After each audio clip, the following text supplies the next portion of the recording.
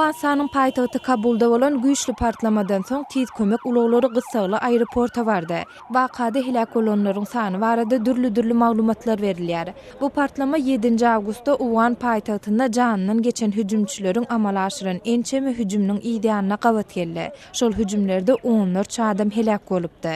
Gurun edilýän hüjümleriň ählisiniň jogapkärçiligini Taliban hereketi özü üstüne aldy. Azerbaýjanda köçede urulup ýenjilmegi netijesinde ölen jurnalist toprağa berilenden bir gün soň polisiýa bu iş bilen baglanyşykly bir näçe şüpheliniň tutsak edilendigini ma'lum etdi.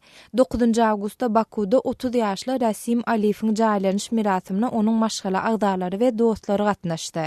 Aliýew aradan çykmadan öň özüne Azeri futbolçylarynyň janköýerleri tarapyndan hüjüm edilendigini aýtdy. Aliýew öz Facebook sahypasyna Azeri futbolçylaryny tanqid edipdi.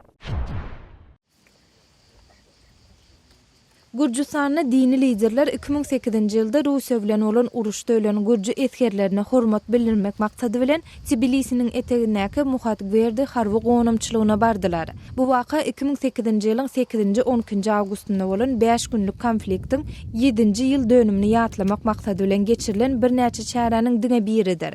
Gurun edilýän konfliktiň netijesinde gürji armiýasynyň 166 çemese harby gullukçy, 14 polisiýa ofiseri we parahy dilatdan 220-den gowrak adam helak bolupdy.